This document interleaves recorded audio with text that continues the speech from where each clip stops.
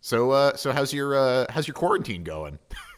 Pretty much exactly how my normal life is, because I only left the house to go to the grocery store once a week anyway. So I was about to say, I imagine life has not changed for you. yeah, it's pretty identical for me, if I'm honest.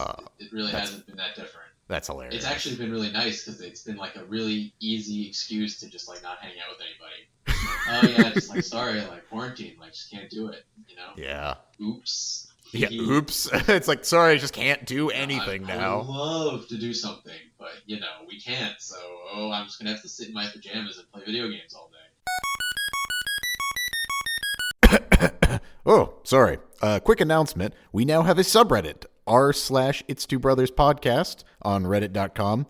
So if you want to go and comment and let us know how wrong we are about everything in this episode, feel free to go there. We would love to hear from you. All right, back to the episode.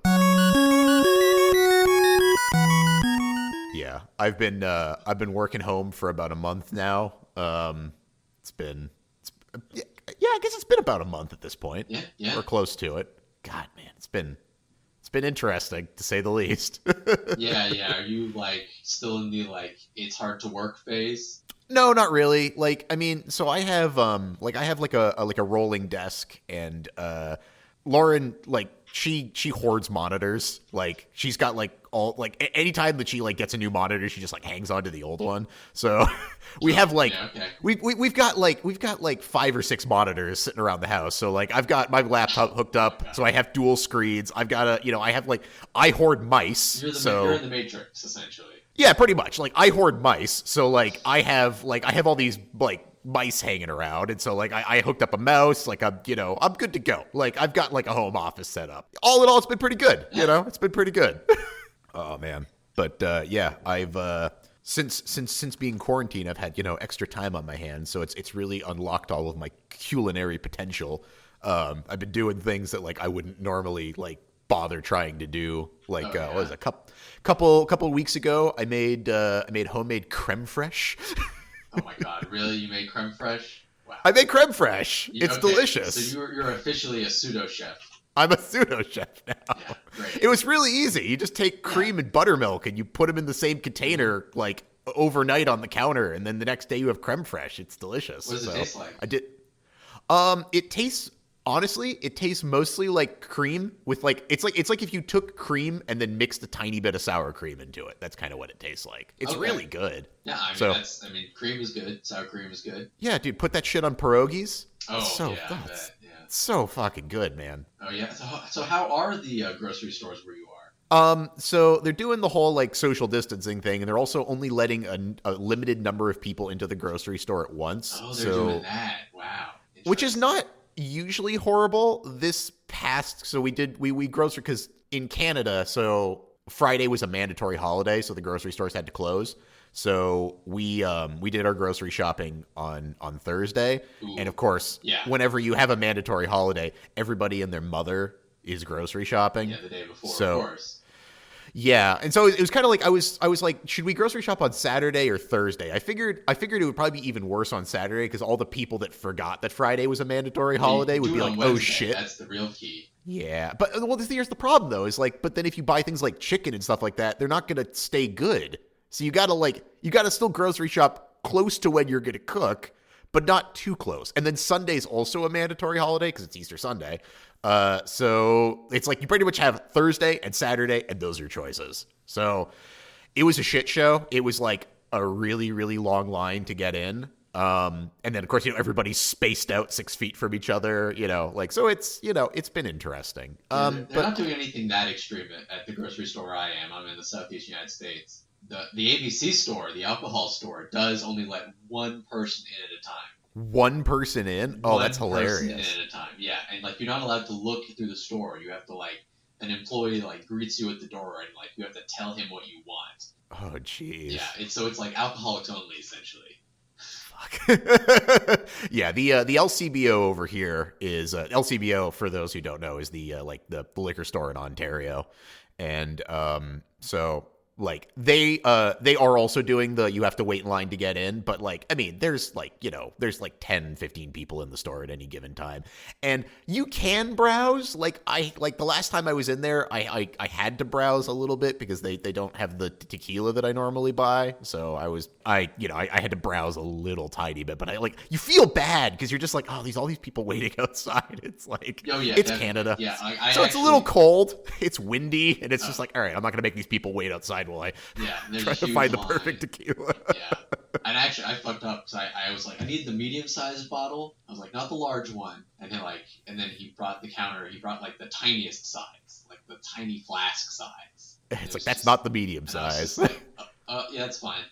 Yeah. There's 30 people outside. I don't need it that badly. Bastards.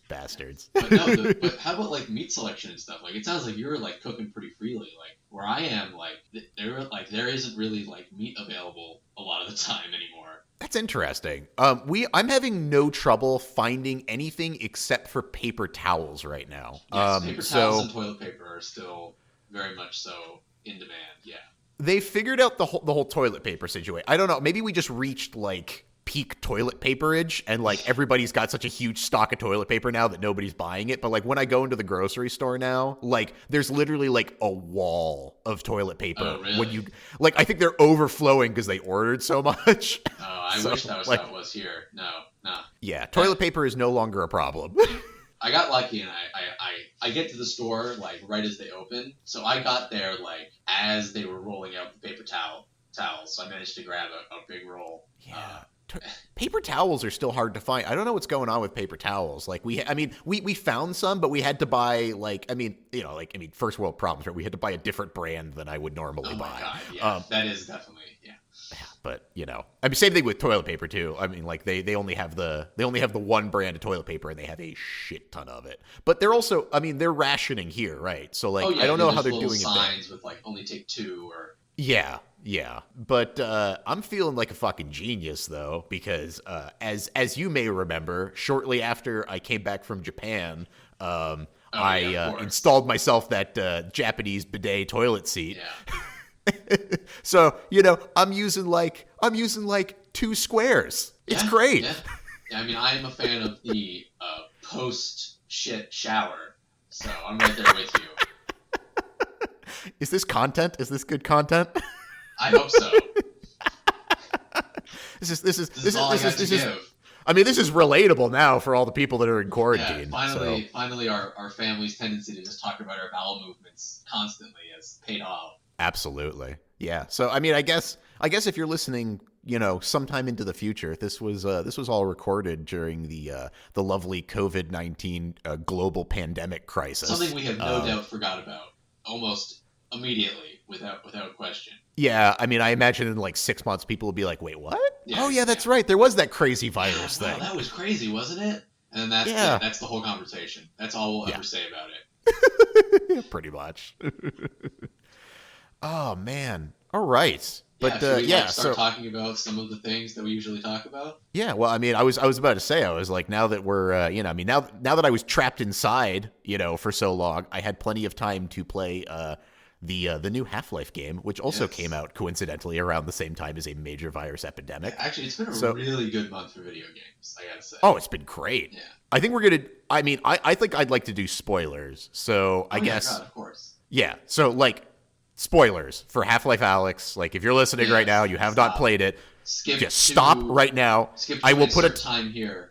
Yeah, I'll put a timestamp in for whatever, like when we're done talking about it. But like, we got to talk about it. I mean, this was like, So spoilers starting now. Yeah, we both played it pretty much as soon as it came out. Yeah, as soon as it came out for me. You were one of the first people I think to play it because you were getting some of the literal just walk to X location achievements, and like I was looking at the percentages when you got them and it was like 2% of people have achieved this. No, I was one of the first without a doubt. I was up right when it launched. I mean short of like IGN and shit who got review copies, you're pretty much the guy. So what kind of playing space did you play it in? I think that's a big factor. I basically have as big of a play space as you possibly can have, and have the 1.0 base station still work. So actually, that's interesting. So because you don't have I'm like the wired. base station. Yeah. Well, you're wired, but you don't have the base stations. Like you have inside out tracking. Yeah. So when I set up my play space initially when I moved into this house, like I set them up pretty far apart because I didn't realize that there was a maximum distance. Yeah. So like I was actually getting really shitty tracking, and I've been trying to figure it out for the longest time. And like, like I was like covering up all the reflective surfaces, and I was like, like what's going on? Because I would get a controller that would just kind of drift off into space occasionally, and I couldn't figure out why. So I finally looked online. And I was like, what's the maximum distance the base stations can be from each other? And it turns out mine were way the fuck further away than that. So There you go.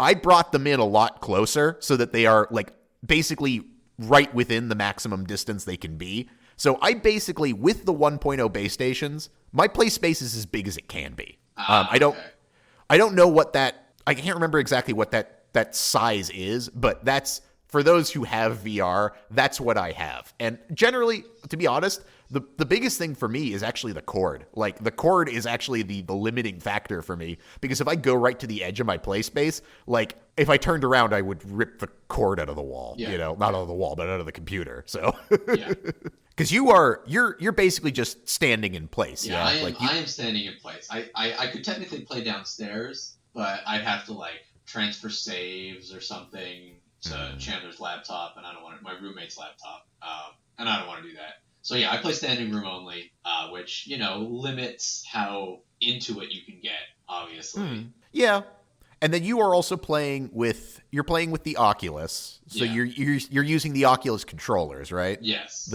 And you use the Index, right, for this? I do have the Index controllers, yeah. Yeah, which are way better. So it's interesting, right? Because like. They are way better. Like that's unequivocal. That I'm not going to say. For this game, I can't imagine it makes a tremendous amount of difference. No, I mean, you have individual finger tracking though. I mean, that helps immensely. I wonder if it actually does, because I mean, I guess maybe for holding very small objects, which happens. Yeah, like the radio rarely antenna at the very start. Like, yeah, that was kind of awkward for me to pull up. Okay, fair enough. Yeah, but like, because. The one thing I noticed about this game, which, by the way, I did actually really like, is there is no, like, it's not like the same thing as some of the other games that use the Index controllers, where gripping an object physically with the controller is the thing to pick things up. I mean, it is, but, like, you use the, you still use the trigger, right? Like, you still use the trigger to physically pick things up, which I actually really liked, because have you played Boneworks at all? No, but I have watched someone play Boneworks, and looking at it, I understand exactly what you're saying. It seems like using your actual hands to grab things in game is like kind of sticky. It seems it's very sticky. So like the way that so good the for way a Spider-Man that the Index game maybe. Yeah, right. I mean, seriously, I do feel like I have webbed hands, like hands with spider webs on them. But like for those who are not familiar with the way that the Index works, is basically the Index, like the entire controller is touch sensitive, like along the base where you hold your hand, and there's a strap to like physically keep your hand like on the controller, so you can completely release your hand and still like the controller will still hold on to you. So in order to pick objects up in the game, you literally just close your hand like around the controller, and the controller itself senses that your hand is on it, and you can pick objects up. So in Boneworks, Boneworks did a really good job of like trying all this stuff, but it is very annoying sometimes to have your hand touch something and then the controller, like you ever so slightly like grasp the controller in any way, and it thinks you're trying to grab that surface and like yanks you back. Yeah, watching the stream, it looked like their hand was magnetic almost, just like it would just like latch on to like a pipe, and just like their hand would be stuck there for like a good like 10-15 seconds. And sometimes it's kind of hard, like, and unintuitive at times to try to get your hand off of it. So I really appreciated in Alyx the fact that, to pick things up, you have to have some intentionality to it. Like, you really do. You have to pull the trigger, and like that is like that's the impetus for like the game to be like, okay, you're trying to pick an object up right now. Yes. And then I also as much as it kind of like takes away a little bit of the realism, I had way more fun with the fact that I can't drop my gun. Oh god, yeah. No. Oh, I hate. Yeah, there's no need for that. In like, can you drop your gun in Doom? I mean, I'm sure you can, but like, I wonder. I imagine that the guns in Doom are probably selected from a wheel. I haven't played Doom VR, but I would imagine that there's no opportunity to actually physically drop your gun. I would hope so.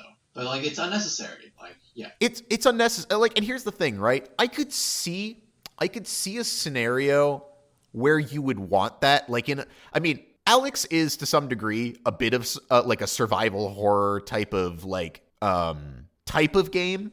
I mean, in the sense that, I mean, they wanted it to be a survival horror game originally, like purely. Yeah, and I'm glad that they didn't go that route. Yes, but I mean, it has some of the same like elements of like, you know, having low ammo, you know, not being super strong, you know, and like having, you know, like kind of like those like, you know, scary tense moments, obviously, which we will go into in spades, I'm sure.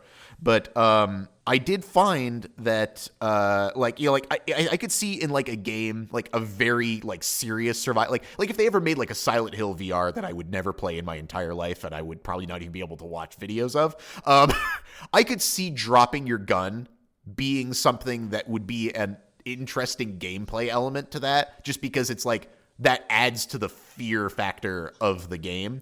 But in something like Alyx, where it's not like a pure survival horror, like you are still supposed to be able to like, you know, handle your gun and shoot things and like, you know, be capable. Yes. I'm glad that they didn't go that route, because I think that would have been dumb. So I think that's the biggest thing that I took away from like the design of the way that they approached Alyx is it's like in a lot of ways, like the game, like for somebody that's been playing VR for like a long time now, like pretty much like, I mean, not quite since like the Vive came out, but not too far off from when the Vive came out. Yeah, that's pretty early. It's pretty early. I mean, I don't think it would be unfair to call me a VR early adopter. So I've been doing this for a while. I think we're all still VR early adopters. Well, yeah, I think I think we're not out of the early adoption phase yet. That's probably totally fair. But so like I've been doing this for a long time, and Alyx in a lot of ways is, you know, it's kind of baby's first VR, you know, like there's a lot of hand holding in the sense of like, you know, like there's teleport, you know, and like there's, it's not just like teleport as an option. Like there is like certain sections where teleport is it. That's all you can do, you know. You can't drop your gun. There's less physical interactivity than in like some other games that I've seen. But that being said, I think that all of it was a good decision, because for two reasons. First of all, I have not had as much fun in VR as I've had in Half-Life Alyx. Like, it's hilariously fun to play. Like, it doesn't have that same kind of like jankiness that other VR games that try to simulate more have, like that are good, like Blade and Sorcery and you know, and then Boneworks, and then, you know, like even H3 VR, which like, you know, is a great model of like physical interactivity in games. But like, I mean, you know, sometimes trying to like put the magazine into a P90 is a little bit awkward, because, you know, it clips through everything and it fucking doesn't work, you know. And like that's just like, that's when you're trying to go to that level of physical interactivity, like that's just the nature of it. Like it's really hard, you know. But Alyx doesn't have any of that. Like, to insert your clip into the gun, I mean, you basically just have to come in the vicinity of the gun and like, you know, the magazine will go in. Like, it's not it's not hard. So I think, you know, to step back a little bit, it's clear to say that you really loved the game, right? Oh my god, yeah, it was fantastic. I am a little more lukewarm on it, honestly. Really? Okay. Because, like, you mentioned, like, baby's first VR game, right? Yeah. And I would say that Half-Life Alyx is almost like baby's first game. Like, it's very linear. The shooting parts are more like a shooting gallery than they are, like, a real, like, you know... Like, what I would, like, you know, a modern FPS is more of, like, a Far Cry, like, open world, like, you know, you're assaulting a base, multiple options, like, stealth, and they're just, like... And this is just, like, you know, you're kind of standing in place most of the time, shooting from cover. You know, it feels like if it wasn't a VR game, it would feel like a game from, like the early 2000s. and it's really fun to play, but like it's so short, and it's like a linear FPS survival horror game, and like personally that's like the least interesting kind of game for me personally, you know? So it's interesting that you say that, because you're right in the sense of like I am sick of FPS games generally, like linear FPSs. Like I don't really play them anymore. Like I think the last one that I really seriously played was Doom 2016, and I was like, if I'm not really enjoying this, like, am I even enjoying FPS games anymore? And I think that the answer is basically no. I'm tired of them. Like I'm over it. You know, like maybe at some point I'll get back into them, but it's like I'm so tired of just run to room, shoot things, run to next room, shoot things, repeat ad nauseum. Like, you know, like the Call of Duties and shit of the world. Like I'm over it. Like it's just like I've played it a million times. I get it. Too many times, and I'm just like I don't have as much fun with them anymore. And then I played this, and like, I mean, I was like a fucking kid in a candy store. Like, because like, you're right. If this game was in pancake mode, like, I wouldn't want to play it. There's no fucking way. Like, this game would suck. Like, it would be so boring to play. But like, you know, I guess the fact that you're saying, like, if it wasn't in VR, like, it wouldn't be a good game, I think that's kind of the point. Sure, yeah, somebody, like, I'm not the first person to make this analogy, but somebody, like, you know, made this, like, you know, this other, like, kind of point of, like, it's like, yeah, like, if you, you know, if you play Mario Kart and then you just don't touch the controller, of course it's boring. You know, it's like, if you don't play the game as it's intended to be played, of course it's not going to be good. And I think that, and like, you know, I mean, some of the developers at Valve have like gone on to say like that they're sure that this game will eventually, like, somebody will mod it to play mouse and keyboard, and and it'll be horrible. And it'll be horrible because it's like there's nothing like in a mouse and keyboard sense. This game is not designed for that. It wouldn't be fun in that sense because it's literally just go to place, shoot for a little tiny bit, loot some stuff, go to place, shoot, maybe solve some puzzles. Like it wouldn't be fun. But like the fact that you are actually physically placed in that world and are required to perform all the interactions physically with your body makes the game what it is. Sure. And I want to be clear. I had a lot of fun playing Half-Life Alyx, right? But it was, you know, looking back on the experience, like it took me 10 hours to beat the game.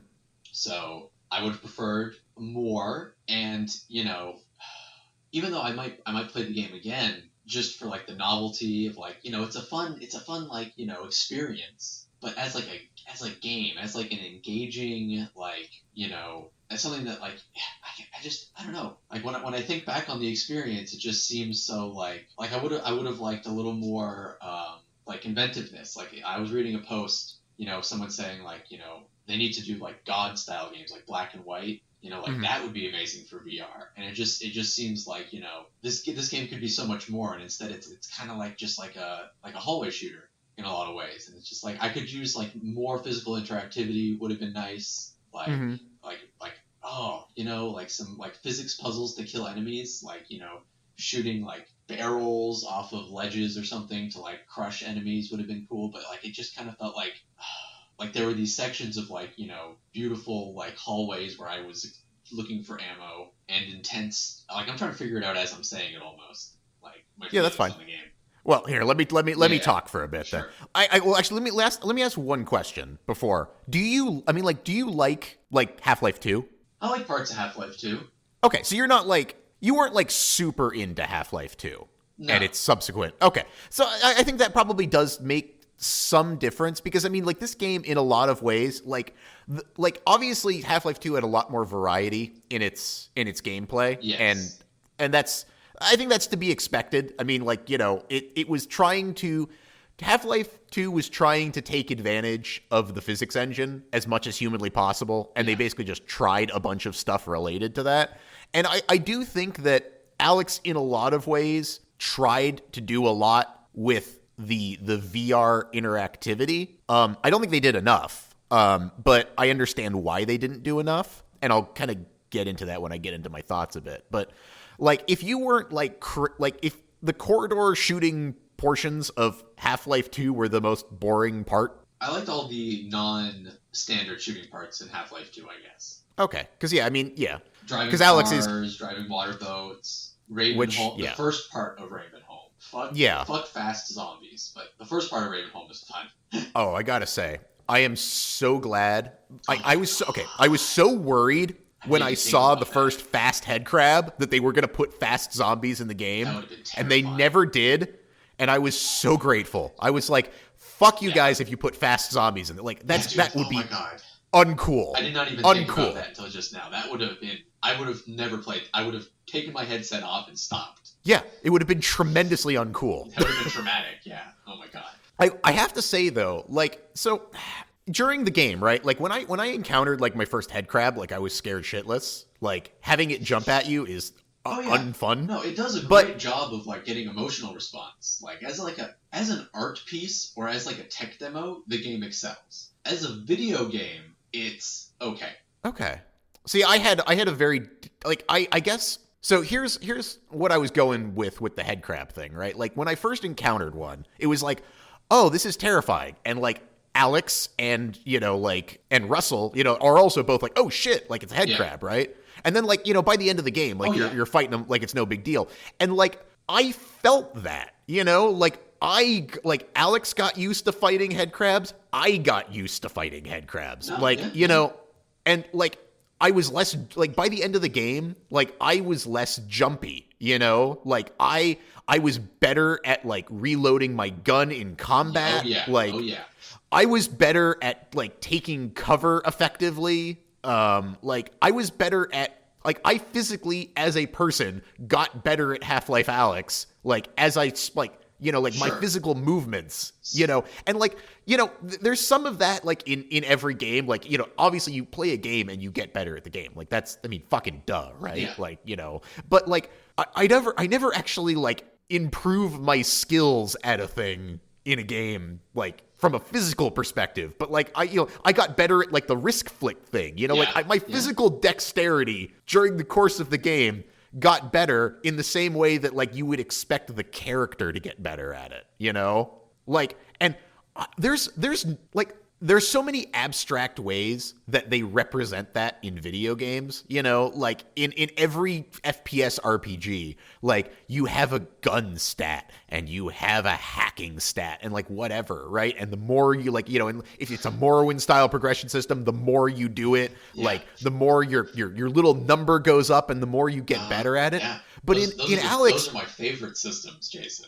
But see, the thing is, I physically got better. I was the abstraction. Like I was the literal number that got better. And like that's fucking cool, man. Like I love the idea of like progression actually existing in the physical person themselves. That like you as a physical person actually get better at the thing you're doing in a natural way through playing the game. Yeah, like, and I'll say, I'm thinking I might, look forward to another Half-Life Alyx playthrough, right? Just like, and like really have more fun with it. Now that I'm more comfortable with like VR shooting and all that. But my response to everything you've just said is Super Hot VR. Okay. And just like Super Hot VR was to me almost as much of a transcendent VR experience, like even more so really than like Half-Life Alyx was. Like I find like Half-Life Alyx, like the gameplay of Half-Life Alyx, stripped away from like the amazing visuals and story and polish that the game possesses, like, is it really that much better than like Super Hot? Like, I mean, okay, so like you're saying from like a gameplay perspective? Yeah, from strictly gameplay. So here's what I'll say to that is nothing beats the gunplay of Super Hot. Like as like a shooting experience, like, and like a combat experience, even though you're literally just standing in one place, Super Hot is pretty fucking great for like the idea of like cool shooting. Yes. And like I've played a decent amount of gun like type things in VR, and like Boneworks has some pretty good moments with that. Like the physical interactivity in Boneworks is pretty good. It's definitely a cut above Alyx, although it is very frustrating. Like the like the system of actually having to put away your guns. Like I find Boneworks to be really janky when it comes to like actually like Boneworks putting away and seems janky in almost every way. Yeah. Actually, Hot Dogs H3VR, Hot Dogs, Horseshoes, and Hand Grenades does a really good job of that because they have an option to actually like what's like holster or like sling your gun, and like it's abstracted, right? Like you put your gun like in the, first of all, it has like physical bubbles that you can see, so you know when you're putting your gun in the correct spot. Yeah, I played H3. Oh, okay, you played H3. Yeah. Well, so for those people yes. that aren't aware, like, and so like, you know, you put the guns in physical bubbles, and then you can also like, once the guns are in there, you can lock them to those bubbles so that when you pick them up, if you let go of them, they just go back, which I think is a great system for having the ability to drop your gun without having the, oh, my gun is gone now, you know? Yeah. Like, and like Alyx doesn't have that, which is okay. You know, because I in that particular game, I like the ability to just kind of have your guns at the ready at any time. Yes, but like, the fact that you have an open hand option. Yes, like, there's no problem. Yes, and like, but with like, so with all like the gun games that I've played, you know, like Alyx is probably like the least interactive, you know, like, because I mean, I guess obviously like Super Hot has no like reloading. You just kind of chuck your gun and you're done with it. Guns. I mean, the reloading system in Half-Life Alyx is great. And again, like, you know, Half-Life Alyx is, I mean, I really enjoyed it and I think it's a good game. It's just like, it feels like the demo for a real game. I didn't feel that way. I felt like it was the first fully fleshed out VR game that I've really played that was intended from the ground up to be. Obviously, like, you know, you could play Skyrim and Fallout 4 in VR, yeah, but those are not. I played both of those. They're not intended for VR. Yeah, but like the gunplay of Half-Life Alyx, while good and like satisfying to me, was not the part of it that I found the most compelling. What was the most compelling for you? I found like just exploration to be the thing that really like got to me, you know? Like I really enjoy the fidelity of the world. Like it looks so good.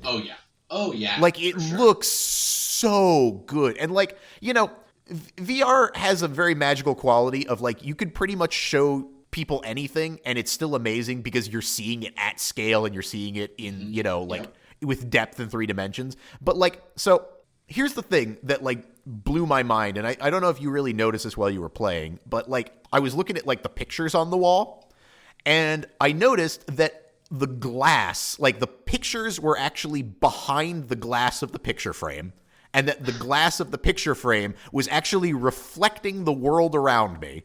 And I fucking shit my pants. Like, I was like, I don't know if I've seen that in a game yet.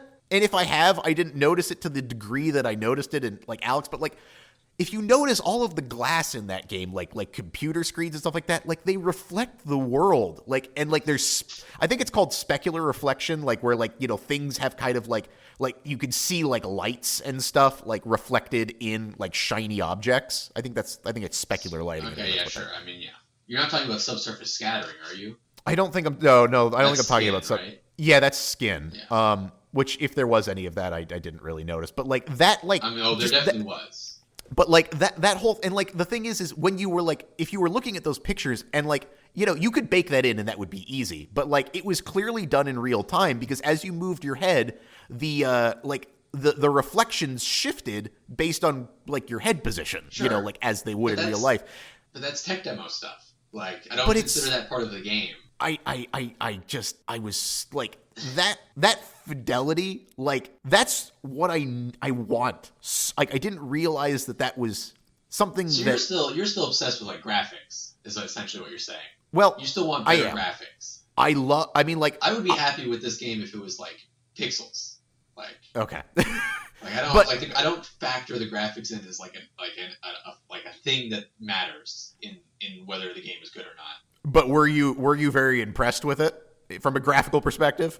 Yeah, I was. It looked extremely nice. It was very impressive. And did it run fairly well on your computer? Yeah, it ran perfectly. Never had a bit. I think I crashed once, and it was my fault. I was doing Okay. like silly physics things, putting boxes Okay. and boxes and boxes. You know how it is. Yeah. So, but I guess, okay. So yeah, I mean, yes, granted, right? Like, obviously, graphics are not the thing that like makes a game good. But Yeah. like, if exploration is the thing that I really enjoy, like going to those environments and having them be so Yes. detailed And beautiful and fun to explore, without a doubt. like in a normal game, I would go through those environments and like I'd maybe like go up close and take a look at things and like maybe give them a second look, but for the most part I'd just blow through corridors because whatever, right? I wanted to look at every nook and cranny of this game because it looked so goddamn good, Like it was just the fact that the game was of such a high quality and fidelity, it made me want to explore the world, And then you add to that the fact that like there was collectibles in all sorts of like there was ammo and there was and there was the resin and it was in like all sorts of fun like in interesting places, and like that felt really good to like search through things and find like, oh wow, there's like one up in a vent there and there's like one way down here, and then you couple that with the gravity gloves, which like that motion, that like flick your wrist and then catch it, is so satisfying to do. Yes. Like, Yeah. it feels like, because like there's a lot of games where you can grab things at a distance. But the way that they did it in there, like, because like in Boneworks and like in Blade and Sorcery, you grab things at a distance and you just kind of like force grab them. Essentially, there's no real skill involved in actually getting the thing to you. And in Alyx, there isn't really like I mean, it's pretty lenient with the grab, No, like yeah, it's you can pretty much just like put your hand 5 feet away and it'll still grab. But it doesn't. It feels like a skill, even if it really isn't. It has the feeling of a skill, and so when you get to the point where you're doing it really well and really consistently, you just feel fucking good, Like it just makes you feel like a badass. You're like, oh, flick, grab, put the clip in the gun and shoot things. It's like, yeah, it's like I'm a badass now. But like, so that feeling of like it being you being a badass, even though what you're doing is not actually that impressive, like that kind of ties into what I'm like. Maybe I can put it this way: Half-Life Alyx feels like it was done to me. You know what I mean? Like, I like playing video games where I'm in control, and I don't feel like I was ever in control of my Half-Life Alyx experience. Like, it was a good experience, and it was fun, but like it was definitely me being led on a leash through like an amusement park. And I just like, I don't know, like those kind of games don't excite me in any way.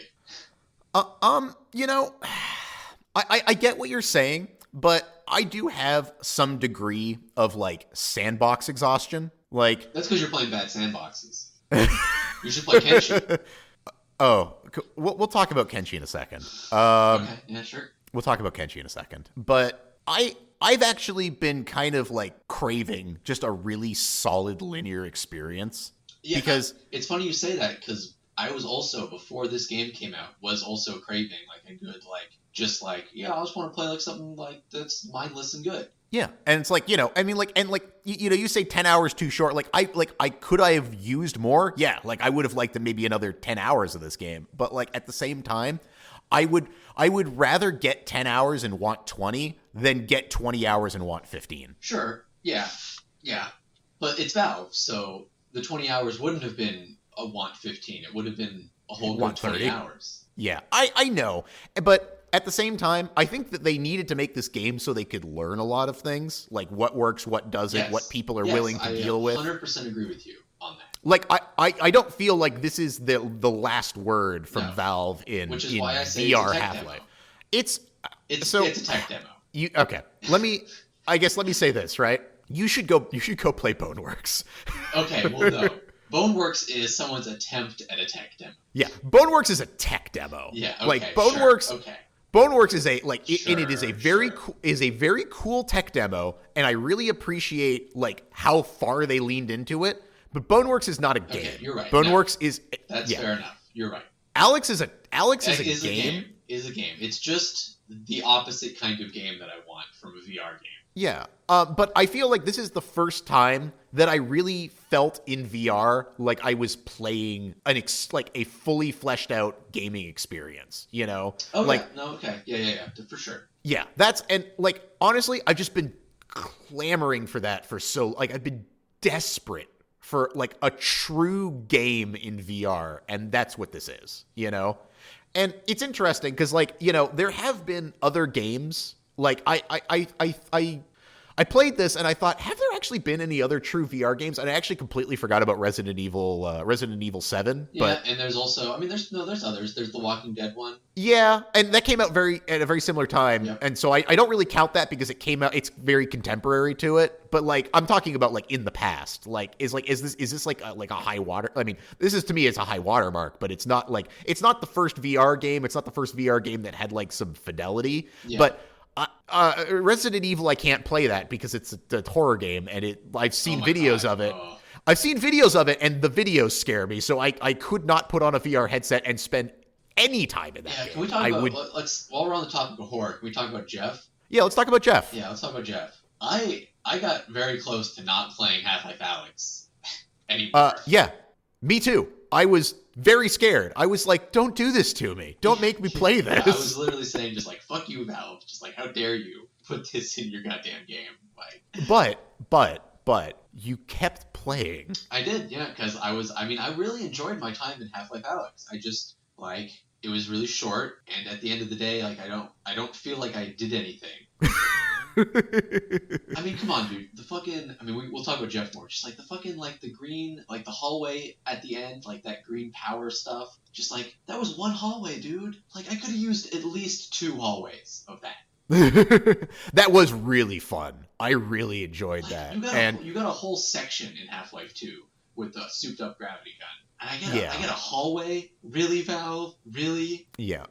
Although, that being said, I got more intensity out of that, like, hallway than I did out of the gravity gun section in Half-Life 2 because I was doing it. Because I was physically the one having to do it. And then, I guess, let me just ask this really quick. Is how long were your play sessions, like, at a time? Oh, 1.5 to 2 hours. Yeah, that's about right for me because I physically couldn't stand after that. Which again is like a big way that I evaluate video games in my head, like for my own peace of mind, is like how easily I can play them for long periods of time. And so it's just like, you know, like Half-Life Alyx is 2 hours at most at a time, so I'm never fully immersed. And it's just like, you know, I played it for a total of 10 hours. Mountain Blade 2 came out last week. I played that for 10 hours in one day. Uh-huh. And so it's just like, you know, that's a factor for me. Like, see, I feel like I have to get, I mean, like, here's the thing, right? If you sat down and played Half-Life Alyx, like, I think you would die. Like, yeah, but I mean, like if you, like, literally sat down in a chair in the center of your room. That would suck, and though. I mean, like, I think it would suck too. But, like, that would suck. You know, you have to at least be standing for a game like this to work. Yeah. But, like, if the only thing keeping me from playing a game is the fact that I'm physically not in shape enough to keep standing and I want to play more. Yes. Like, it's hard to hold it against it. I agree. Yeah, I can't hold, I mean, like that to me is like, it's like, I don't want to stand for 2 hours ever. And I forced myself to stand for longer periods of time because I wanted to play a video game. It's like, I mean, dude, that's the review on the back of the box.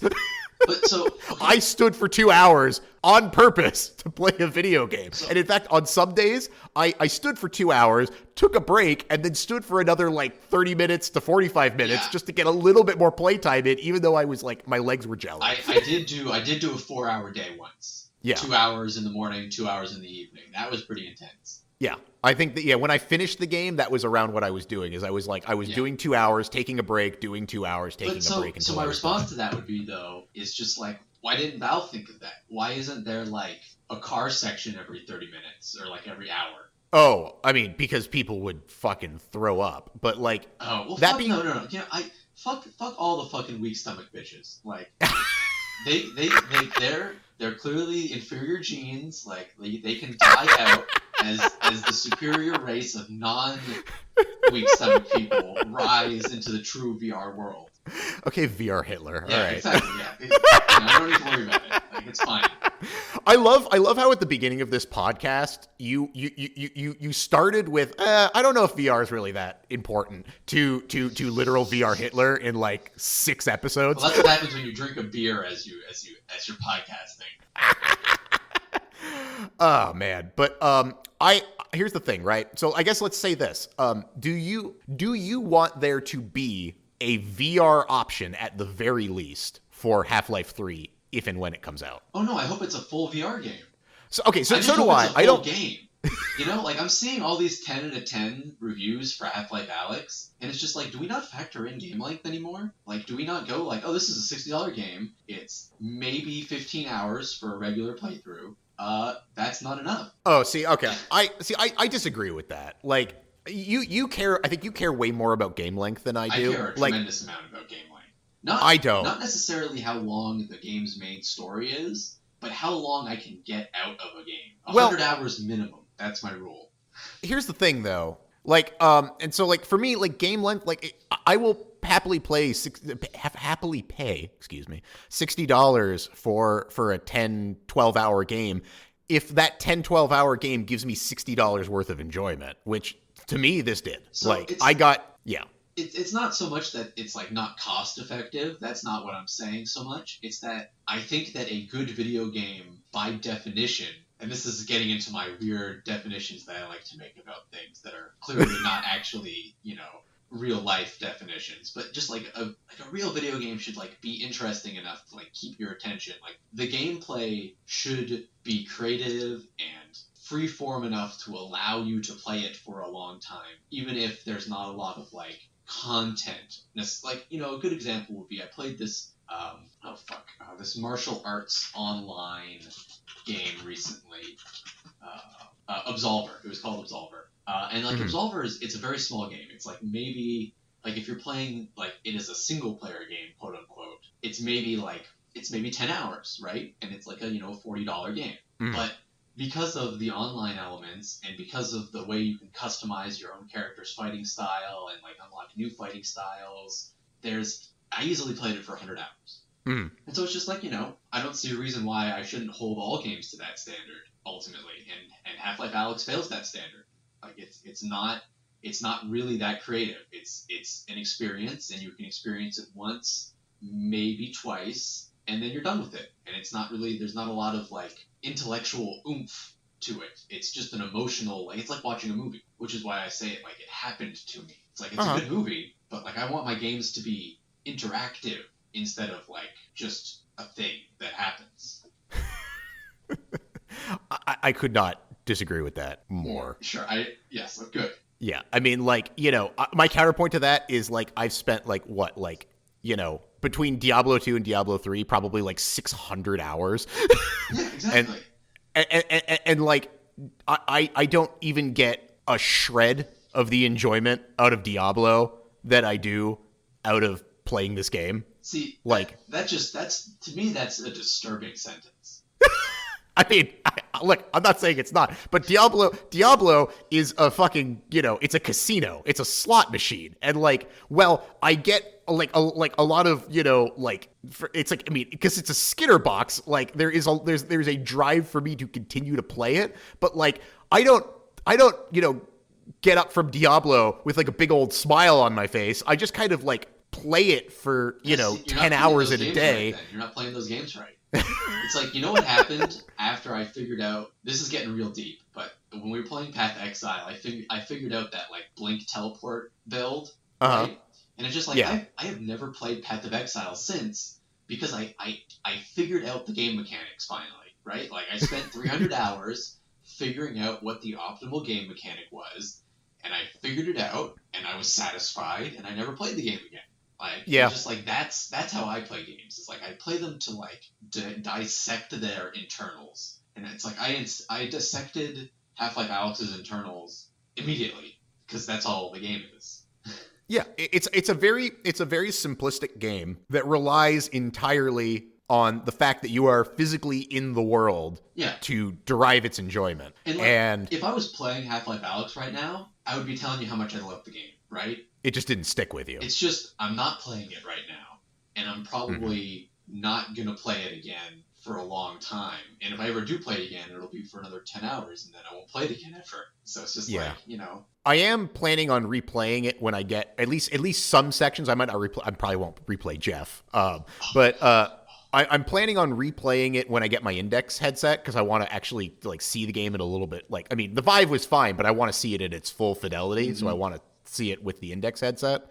But like, yeah, man. Like, you know what I went back and did after I, like, actually, like, a couple days ago, is I went back and I played the opening chapter, but, like, I spent way more time just, like, really taking it in and, like, looking closely at everything. Because, like, the first time through, like, I mean, I was spending some time looking around, but, like, I didn't really, like, spend time, like, watching all the little, like, scenes play out and, like, you know, and, like, just, you know, I think it's fair to say that you always play games way more for the gameplay, and I play games way more for like the story and the experience. Oh, 100%. Like, I don't consider the story to be like a factor, if I'm 100% honest. Yeah, and so for me, this game is like, this is cake to me. Like, this is you know, if this is an interactive movie, it's an interactive movie in all of the best ways possible for me. You know, and for you, like, it's a great interactive movie. It's amazing. Yeah. Like, it's a triumph of technology and polish and writing. Like, it's amazing.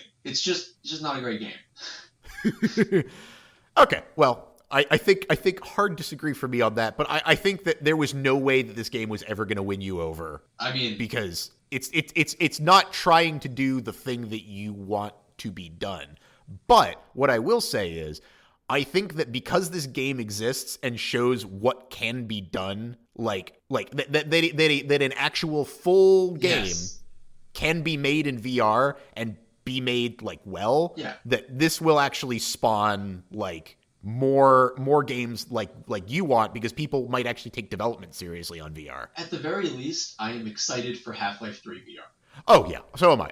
I am so stoked for, like, if I went from like, oh, I hope that because of this game they make Half-Life 3 to I hope that they don't wimp out and make Half-Life 3 not in VR. Yeah, like I hope they don't either. I would understand if they made a non-VR version of Half-Life that has all the same story beats, but like I hope, I mean, like, honestly, like, if they do or they don't, I don't care, but like they better make the real game, like the intended game, be the VR version. But did you ever watch the interview with Gabe? Oh, with Gabe, lead programmer. Yeah, no, I did. Oh, good. You watched it. That was a good interview. I think it's very clear from what Gabe says that if it's not a VR game, they're not making it. That's good, and like, because I really want to experience that world again. Like, I want more of it. I want more things. I want I want them to go balls out. So let me say, like, I'm not unpleasable, right? It's just like, if you had added smoke grenades and a flashbang, maybe a vehicle section, and some ways to kill enemies with physics objects, I would have been happy. I would be happy calling Half-Life Alyx like a masterpiece of a video game, right? Like, that's all I need. Like, those 4 things. I think that they were trying to do a very limited amount of things perfectly. And I think that they probably, if they spent more time, they probably could have done those other things.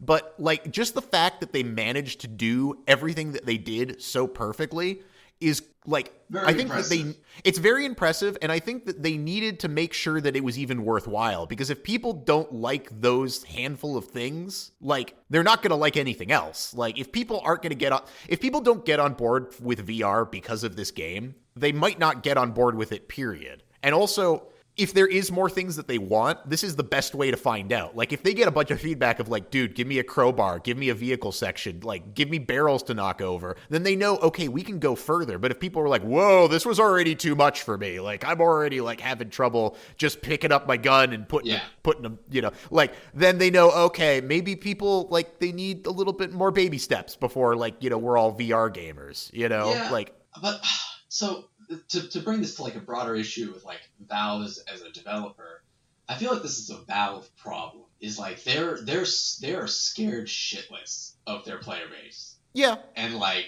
it leads them to making games that are 90% tutorials. Yeah. It's just like, no, I agree with that. It's like I got it. Like I figured out what the game was in the subway section where you first fight zombies. And it's just like I could have used more game.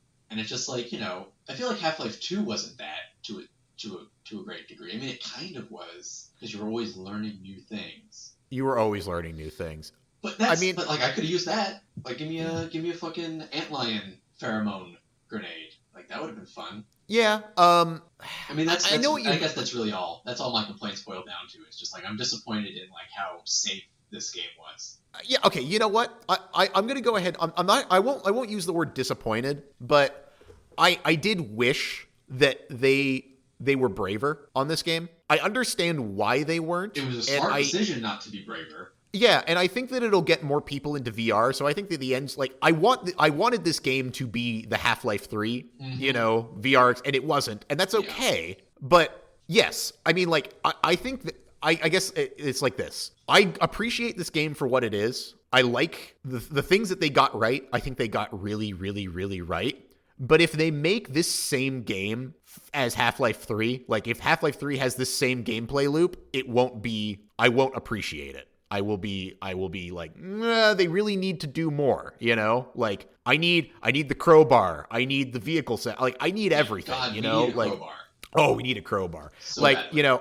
Yeah. So and like I feel like those problems are all very solvable. They just need to spend some more time thinking about how to solve that, Like for instance, like the thing with the crowbar, like the reason why they didn't do it is because it would get stuck on things. Yeah, and just like so just such perfectionists. They are, but which is like I'm okay with, because they make like when they like I can't argue with their results. So like if they don't think they could do it properly, fine. But now they need to figure out how to do it properly. Yeah. If you're gonna give me Gordon Freeman, you give me that crowbar. I mean, they don't gave fuck us a around. crowbar.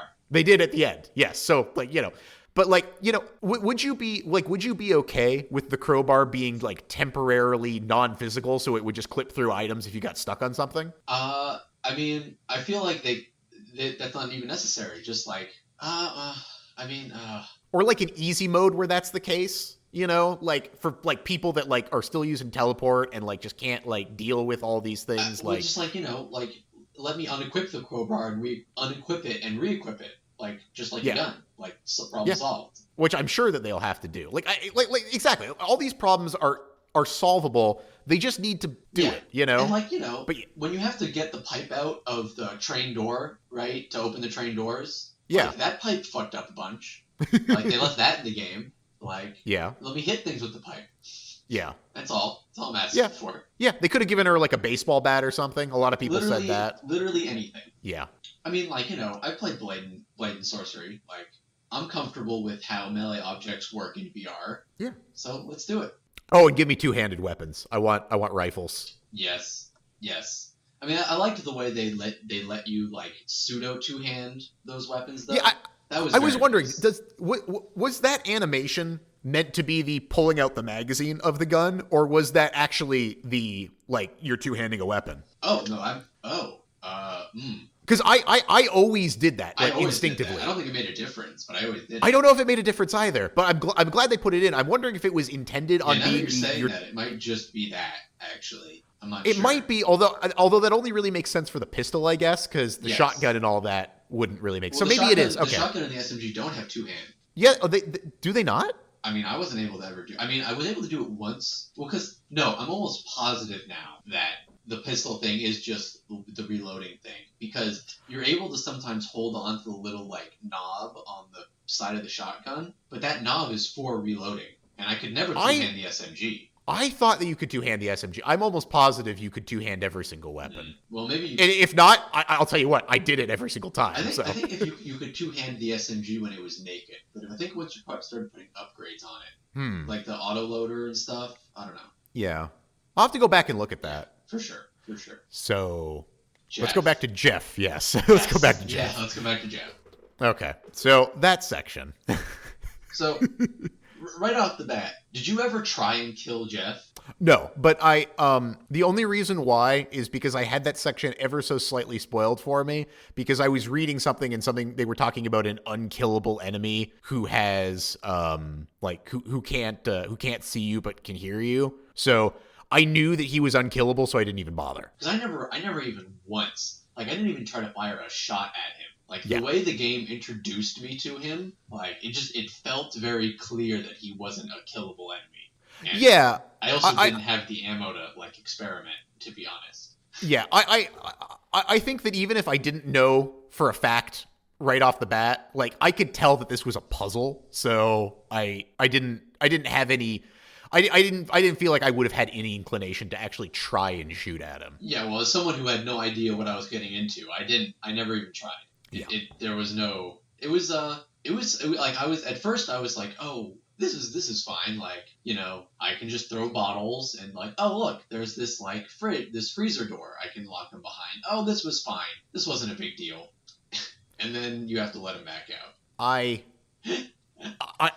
imagine you probably had a similar moment to me where you just stood in front of that freezer door for a bit and you were just like, no, man, don't. Damn you, Valve. What the It's fuck? like, don't make, it's like, I was just, it was like the most painful, just like, no. Yeah, I took my headset off. I didn't close the game out, but I took my headset off and I was just like, God damn it. Like, I don't want to do this. Like, what the fuck? I just like I was doing everything and then like the realization just dawned on me. I was taking the multi-tool and I was like, okay, oh nope, that's going into that's oh no, Valve, no. Can you imagine a whole game like that? God. Oh, dude, fuck it. Like that's why I can't play any of those like really like truly like horror games. Did you ever get killed by Jeff, by the way? Yeah. Oh yeah. Okay. Yeah, I got killed. I think I got killed once. Once I got the hang of it, it wasn't too bad. But I was I found it. I found it very well designed. Like there's a lot of room for error, so that you don't ever you could get out of danger pretty easily, I guess is the point. No, again, like as an actual an actual obstacle, Jeff is pretty much not one. Yes. And they did one thing which I really appreciated, which is there's never a section in the Jeff I'll call it fight, even though it's not really much of a fight. There's never a section. Yeah, there's never a section in the Jeff puzzle where you have to run away from him. What about when you're taking the final battery and you have to like crank up that like metal sheet door? Like that attracts him, and you can't you have to just like run away because you can't do it in one. Or at least I couldn't do it in one go. How did I solve that? It's not hard to run from him, but because you can't get the thing otherwise. You have to get the door open because you can't. I guess you could like crawl and reach under maybe. No.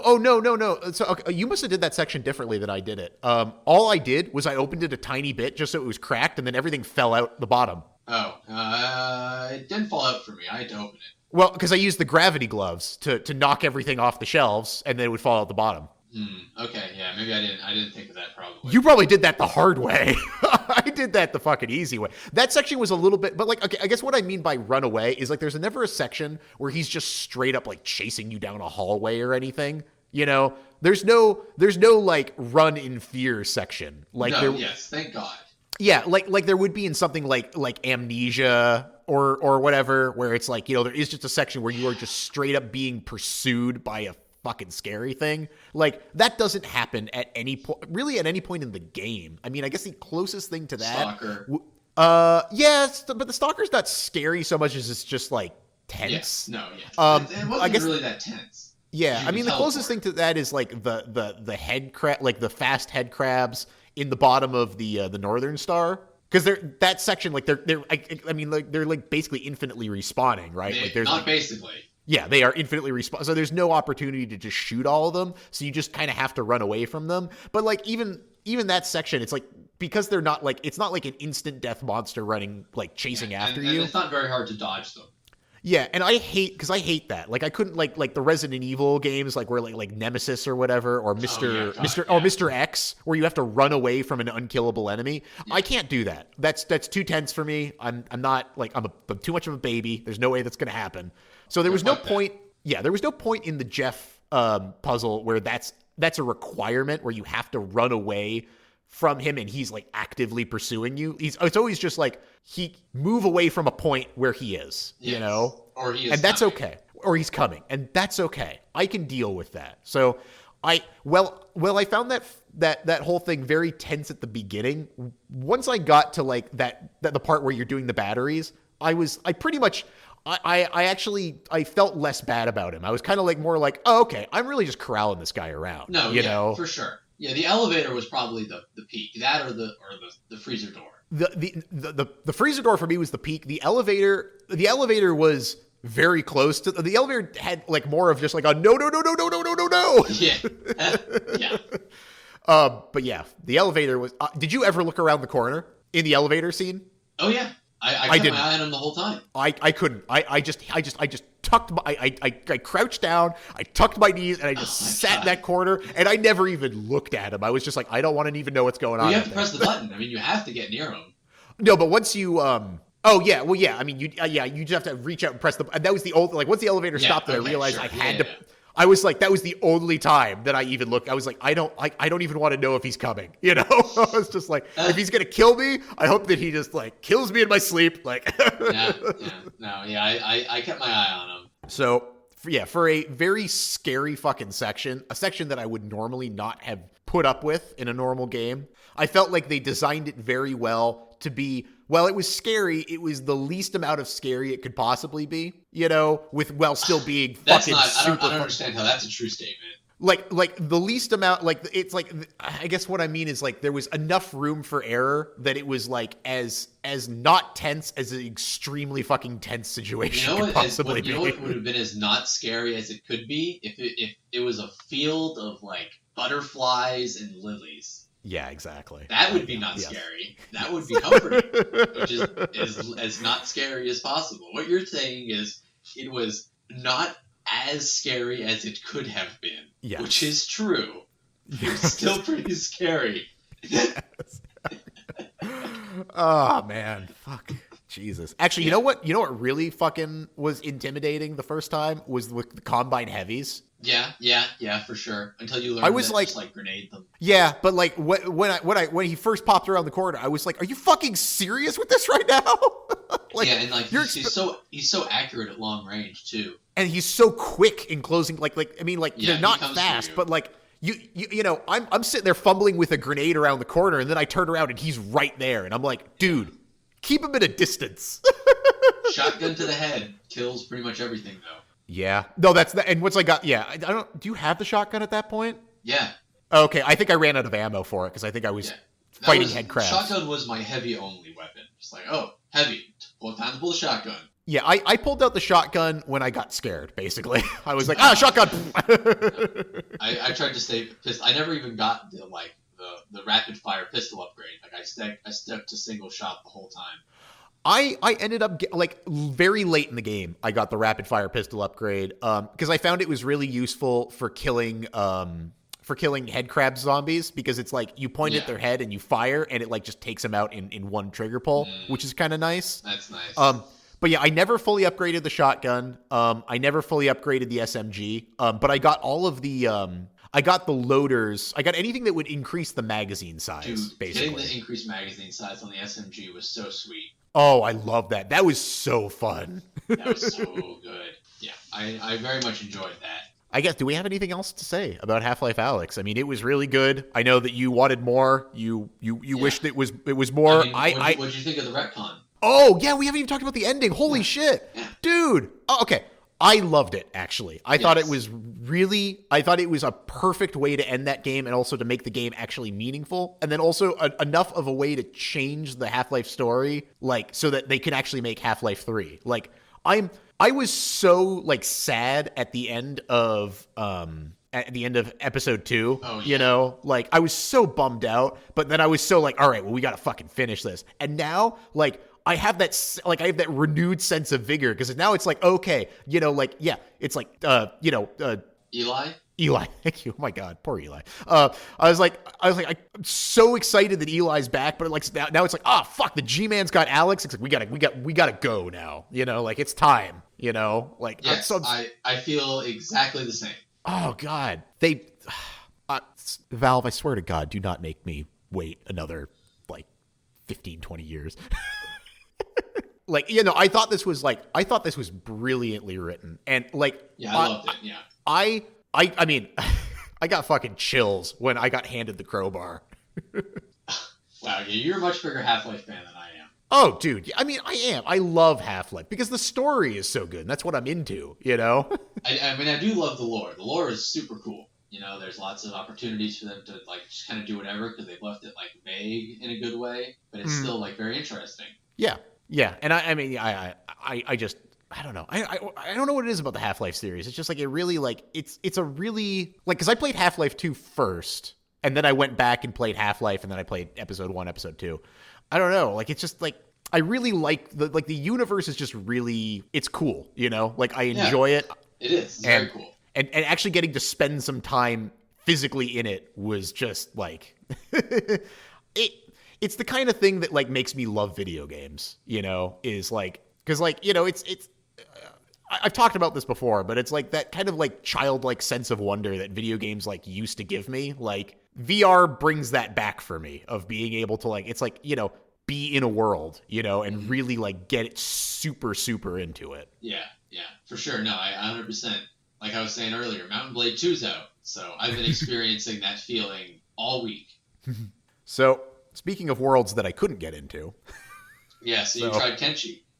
So I tried Kenshi because a couple episodes back, you had recommended it. You're like, oh, you got to try Kenshi. And it's really good. It's like a masterpiece. So you've talked up Kenshi a lot. I know your feelings on it, and I played it for about, I want to say maybe like 20, 30 minutes. Yeah, so you just didn't understand what the game was then. No, I understood what the game was. And I understand why you like it, but I very quickly realized why that game was not for me and refunded it.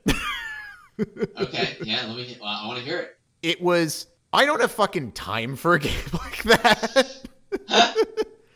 Like, I just looked at this and I was like, 20 years ago, I could see getting way the fuck into a game like this and absolutely losing myself in it. But I was like, you know what? I don't have time for Kenshi. I don't have time to actually like enjoy this game. Because I went out of the city and I got attacked by bandits. And they crippled me and I was unconscious. Yeah. And so I set the speed of the game to the max to like become conscious again. And it still took me like 10 like real minutes at the fastest speed to become conscious again. And then I woke up and then another group of bandits knocked me out. Of course. Yeah. And then I shut off the game and I refunded it because I was like, I just don't have time for this shit. So like, I get it. I understand why you like it. Maybe if I manage to like win the lottery and retire early, then maybe I'll try some Kenshi. But I'm not gonna do Kenshi. There's I don't fucking have time for that shit. So that's my thoughts. I mean, I completely understand. If you don't have time for Kenshi, it's not an enjoyable game. Yes, Kenshi is the kind of game that feels like it would probably be really cool if I got into it, but it's not fun. It's Morrowind. It's Dwarf Fortress. I was about to say it's Morrowind with base building, and I was about to say, but you could play Dwarf Fortress. Well, and here's the thing, right? I have played Dwarf Fortress, and I like Dwarf Fortress, and I don't have room in my life for another Dwarf Fortress. Yeah, it is a better Dwarf Fortress though, because it's not random. Okay. Dwarf Fortress's randomness is its ultimate downfall, in my opinion. Okay, I'll disagree with that, but that's okay. I'm actually really stoked about like the Dwarf Fortress. Yes, 100%. It's amazing. I can't wait. I'm also excited about that. I actually like the randomness. I like the fact that it basically just generates an entire world, and that world can be very different each time. So I'm down with that. It's never different though. That's the problem. Was that? It's never different though. That's what I'm saying. It's like the randomness makes it so it's always gibberish. Oh yeah, I like the gibberish. Sure, but it's like, yeah, sure, okay, sure. But yeah, so long story short, Kenshi, I understand. like the allure, but it's just like it's one of those games that I feel like I would need to like read a guide to like even get started playing. I because mean, I could just tell you how to do it. Yeah. Yeah. So in Hub, in the city you start in, you go to the bar and talk to the guy there called Stubbs or whatever. One of the people there will be recruitable for free. And you can grab him, and that means that when you get knocked unconscious by bandits, you'll have a second person who can pick you up and put you into bed. So it won't take 10 minutes for you to heal. And then you just mine copper for about like 10 hours in real time to get enough money to fund food and bed fees for you to start wandering the world. And all you're going to do is run around until you're fast enough at running to not get killed by bandits. And then after like 15 hours doing that, the game will start. Yeah. So anyway, you probably won't play it. Yeah, so I probably won't play it. I get it. Probably won't play it. Yeah, it is amazing, though. If anyone here has excess of spare time because you're in quarantine, and you like RimWorld or Dwarf Fortress or any of those sort of like base building, management sim, RPG, free roam action games, give Kenshi a try. I think I covered all the genres there. Yes, I think you have. Okay, so... Do you want to talk about La Samourai? Yeah, let's talk about La Samourai. Yeah, so when did you watch it? I watched it a few days ago, I think. Cool. Yep. I've already seen it, so what'd you think? Okay. I liked it. It was kind of one of those movies where, like, I watched it, and I was like, okay. And I enjoyed it. I don't know that I would be compelled to watch it again. And I don't know that I would necessarily recommend it to very many people. I liked it as a filmmaking piece. I liked it as a noir, and I liked it, just like from like the sense of like, the time period that it was made in. Yes. And like the way that it looked. But past that, I wasn't tremendously grabbed by it. What I will say about it is that it seems like the style of it is something that has recently been something that, like, and when I say recently, I mean not like, recently as in like 10 years ago. Because I mean, when did Drive? Drive? Yeah, when did Drive come out? Yeah, I knew you were gonna say Drive because I also thought the same thing while watching it.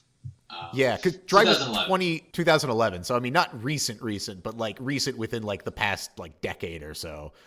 So Drive felt like a very different kind of movie when it came out. And I guess now looking back, I'm like, oh, Drive was basically, in a lot of ways, it was a lot of this movie. Yes, and it's a lot of, like, also just, like, 1970s noir films. Yeah. Most like, classic noir films, after this at least, take a lot of their inspiration cinematography-wise from this, too. Yeah, and I found it very well shot. I think that, I mean, other than just the physical quality of the cameras, it basically, if they had like modern equipment and they shot literally the same movie shot for shot, it would look like it was a film from yesterday. So it all looked very good. I liked the shots a lot. I thought it was very, especially for the time period. I want to say, because I mean, they were still shooting a lot of like day for night back in the day, weren't they? Back even in the 60s. And like they clearly did not shoot day for night in this. They clearly shot at night. I mean, you can tell just by the amount of film grain that's on there. Like they had to use, they were just fucking going for it. They were like, fuck it, it's night. We're just going to film at night. And I appreciated that. Like it definitely lent to, because I mean, they do their best they can with day for night, but like I can always tell. I'm always like, oh, okay, they're shooting day for night right now, and that's fine. Like it definitely makes the film like the quality of the picture better. What was that? It is to laugh when they use day for night. Yeah, I mean, like it makes the quality of the actual film itself better, like as in like the quality of like the physical like picture. But like you can always tell that it's like they're shooting in the daytime. Yeah, it's very silly. It's very silly. So, like, I appreciated that they went hard. Like, they actually did the aesthetic properly, And, yeah, I mean, like, so from that perspective, I found it a very good movie in that sense. But, yeah, I don't know. I guess, I don't want to say forgettable, but just, like, I don't feel like this is a movie that's going to stick with me. Yeah, so it's interesting, because on a rewatch, I actually have pretty much the same opinion. I have, Okay. I watched this movie as a teenager. Uh-huh. Very, very fond memories of it. I thought it was really cool. Loved the aesthetic. Now it's a little boring. Yeah. It's like it's nicely shot. It's still very cool. Like everything, like the main character is like, that is one cool cat for sure. But ultimately, it's almost like a made-for-TV movie now. I feel like the way the story plays out, just like you see him plan and execute a murder, and then a police investigation happens, and then he dies at the end. Spoilers. Yeah. Yes. Obviously, spoilers for this movie. I had a similar experience actually with Blade Runner. I don't know Really? if yeah, well, because I watched Blade Runner. I watched Blade Runner like many years ago and really enjoyed it. And then like when as we were going through like movies, because like Lauren and I watch movies. Lauren, my wife, we watch movies. And when we do, like sometimes I'm like, oh, you haven't seen blah blah blah. Oh, you should see blah blah blah. Let's watch it. And Blade Runner was one of those movies. So we sat down and we watched Blade Runner, and like I was watching it, and then the entire time I was watching it, I was like, I remember this movie being more interesting. Yeah. Like I still really like Blade Runner. Like I feel like the aesthetic of Blade Runner is like super, super good. And like same thing with this movie. I thought the aesthetic of this movie was great. Like I Yes. love the atmosphere of Dude, it. And I think the it's scene really, where he's like and near the end where he's like doing the keys. uh-huh. He's just like staring straight ahead the whole time. Yeah. Oh, Yeah. so Oh yeah. good. Oh no, I really love the aesthetic of this movie, and I love the aesthetic of Blade Runner. But like, I watched Blade Runner, I was like, wow, man, Yeah. that's I knew that scene with him going through that picture took a long time, but oh boy, does it take a long time. Yeah, you forget how little happens in those movies. Yeah, that's very true. But what this movie also, in a weird way, reminded me of was the Taking of Pelham 123, the original 1973, I think, film. Yeah. I don't know why it reminded me of that movie, but I guess it's like that same type of like the police and like some people committing a crime, kind of, like trying to like, one trying to catch the other trying to evade the other, you know? Yes. And I mean, if only literally just because they had the same like, subway switchboard. Yeah, that scene, yeah. But I feel like the Taking of Pelham 123, like whoever directed that movie must have watched Le Samurai, like because without a doubt. I feel like those two movies had a very similar feel of like the interplay between go to the police, what are they doing? Go to back to the people trying to evade the police, what are they doing? And like the kind of give and take between the two. Yes. But I like the Taking of Pelham 123 much more. Yeah, I'd say if we're comparing the two, Pelham 123 is a I would much rather watch Pelham 123 than I would Le Samurai. I don't know if I would say Pelham 123 is a better movie than Le Samurai, but certainly more entertaining. Yeah. And actually that's what I want to kind of get to here. This is the point that I wanted to make is, I mean, you and I, we've watched a number of movies, both together and, just separately, but like there are certain movies that I like and there are certain movies that I don't. And I can say that I liked this movie, but I wasn't tremendously entertained by it in the same way that like you said, like I think I would rather watch Pelham than I would watch this. And Pelham was a more entertaining movie, but I liked both films. Yeah. But then, like, that movie that we talked about, like, what was it, back on the Christmas episode when we talked about the El Royale, Bad Times at the El Royale, I found this movie not, like, plot-wise, not similar at all, and in many ways not similar at all, but in terms of, like, the way that I felt about the movie, I felt like they were both kind of movies that I wasn't ever going to think about again, but I didn't like El Royale, whereas I did like this movie. And I'm not really 100% sure why, Like, it's something that is kind of interesting about movies like this is because there's a lot of movies that I watch where I get to the end of the movie and I know gut feeling like, oh, I liked this movie. Yeah. But I don't know personal taste. Or your opinion. Yes.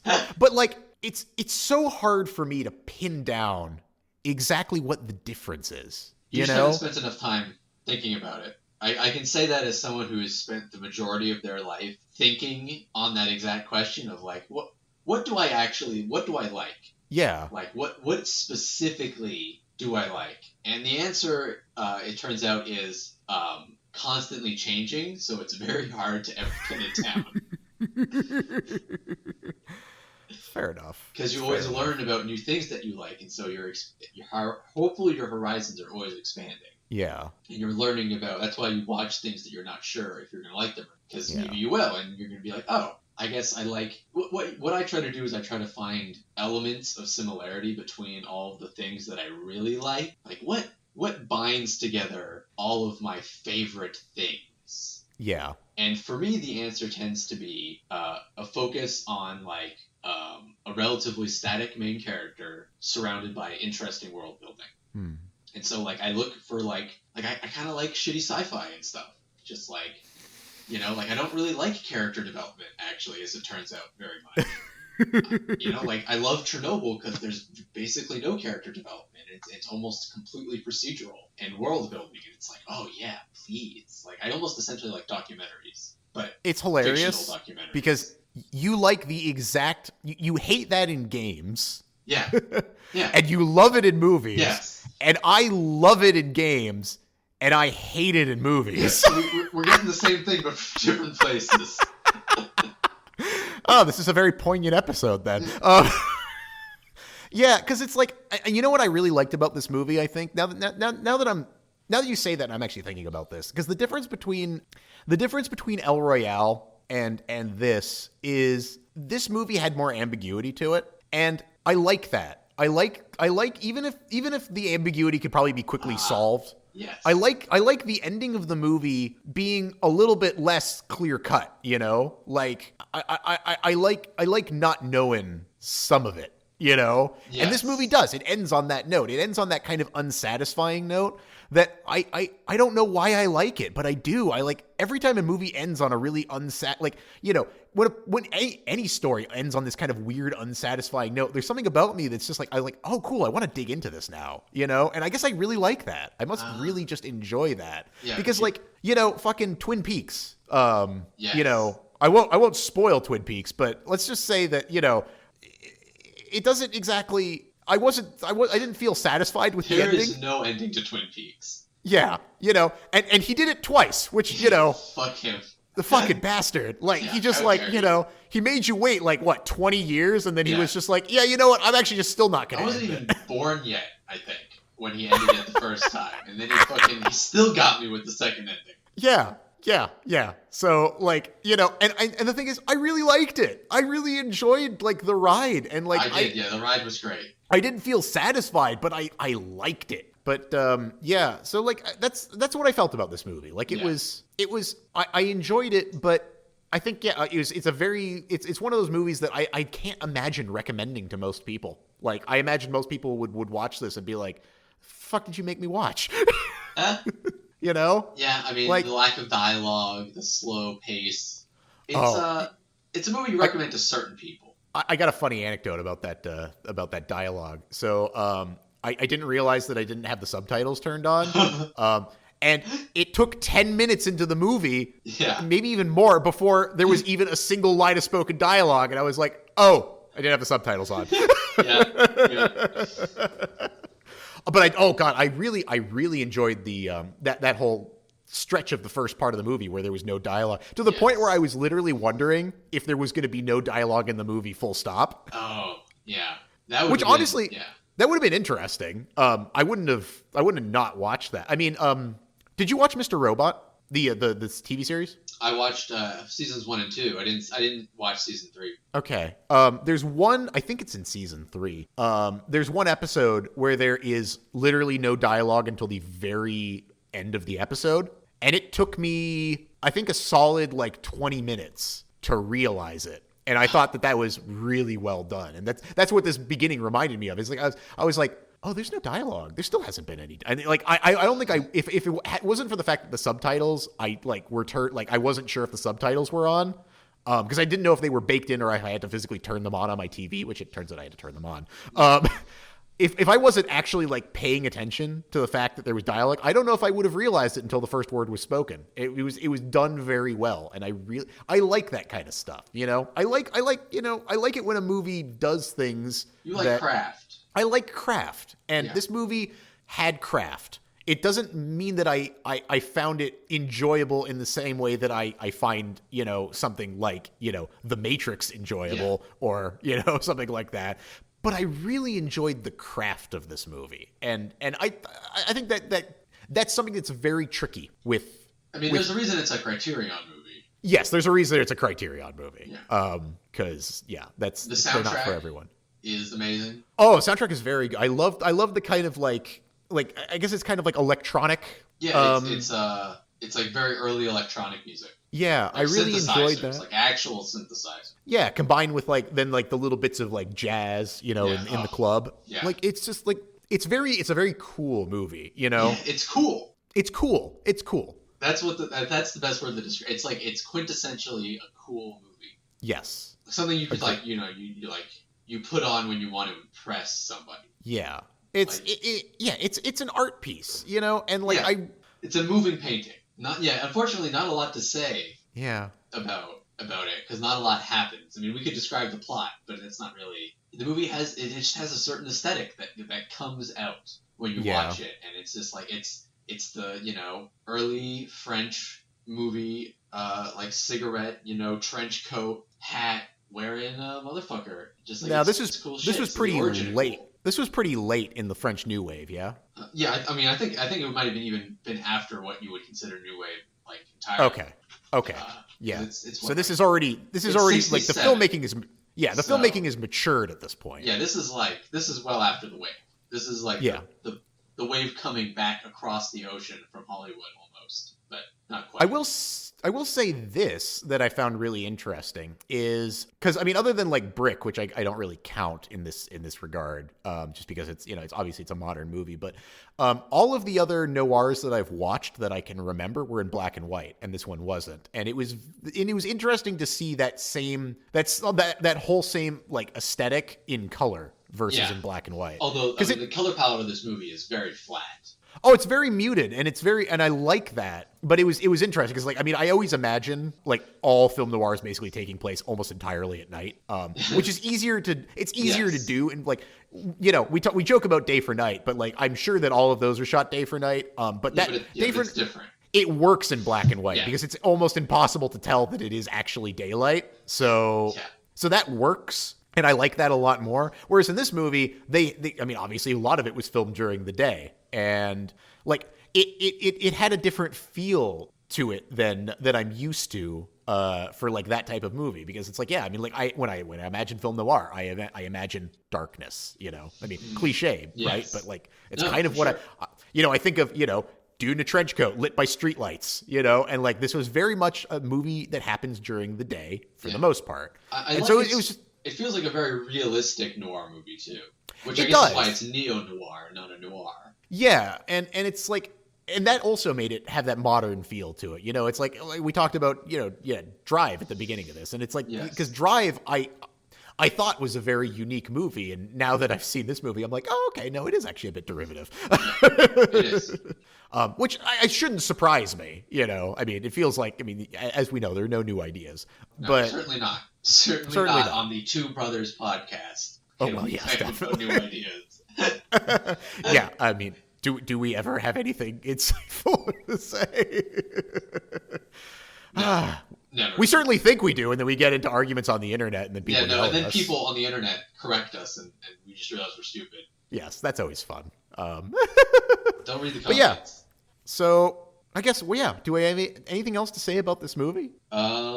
This ended up being kind of a short review, but I'm glad we had we had a video game to talk about on our podcast that's ostensibly about movies. Yeah, it's a cool movie with cool people doing cool things, but not a lot of things, and very slowly. Yeah, but definitely an influential one. Like if you like Drive, this is a movie that's probably worth going back and watching. Or if you like movies that are kind of in that vein of just, very like minimal dialogue, and very like kind of a cool aesthetic. Like this movie is probably, it's definitely one of the precursors to that, I guess, is probably the safest thing I could possibly say about that.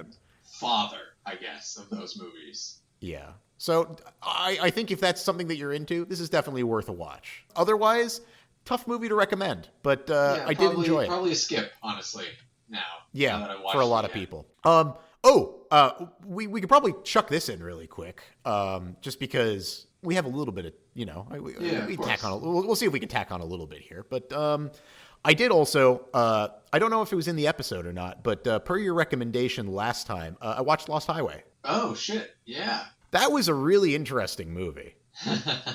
That's one way to put it. That was something, man. Like, I mean, we were talking about like the entertainment factor. I was thoroughly entertained by that movie. Yes, so that is one of his most active movies, I feel. Yeah, it was a pretty accessible Lynch movie. Yeah, I mean, accessible. That's one way to put it. It's for Lynch, not accessible. I'm not saying it's accessible. I'm just saying for Lynch, it was pretty accessible. But oh man, that it did not go the way that I thought it was going to go. Let me just put it that way. I thought it was going to be a different movie. Just based on that one character, like the kind of like the pale guy. Yes. Like I thought somehow this was going to be a movie about vampires. Never went. You need to never watch went that Vampire's direction. Kiss for that. Yeah, never went in that direction. So I was very surprised. But I was just like, there's something about the way that Lynch directs that's just like he makes you feel tense without anything actually really going on. It's a very particular way of filming like American suburbia or like American like hometown, like idealism, but with slightly stilted dialogue. So everything feels like 5% wrong at all times. So it's something that's really familiar, but it's just slightly askew in a way that makes you like, ugh. Yeah, it's the uncanny valley of filmmaking. Yeah, it is. It's the uncanny valley of filmmaking. And honestly, there's two, I genuinely have to believe that his stage direction to his actors is act badly. Yes, no, I'm almost positive that is what it is. Because he has so many good actors in his films, and they all give what would in any normal film be a terrible performance, and it works so perfectly in his films. And then I also have to believe that when he records the dialogue, it feels like he starts filming, then calls action, and then records it, and then actually keeps the 5 or 6 seconds before anyone starts speaking. He's a true master of timing. Yeah, because if you have somebody like Quentin Tarantino, whose timing is perfect in the making all the dialogue snappy and good, he's the exact opposite of being the perfectionist of timing, of making all the dialogue feel like the actors forgot their lines for a couple seconds and then started talking. Yeah, his direction, all this stuff is, it's impeccable. How wrong it is. It's great. It's oh my, it's so, like you said, it's exactly the right amount of wrong, that it just, you feel uncomfortable. You're like, just say something. Have you ever seen his rabbits short video? No. Oh, dude, you got to go on YouTube. Oh, wait. Yes, I have. Yeah, yes, I have. Yes. Yes, I have. Yeah. Oh, yeah. I feel like that's his most pure, just this is what David Lynch is. Breaking news: David Lynch, good. We solved it. Yeah, we figured it out. We're truly the most original critics.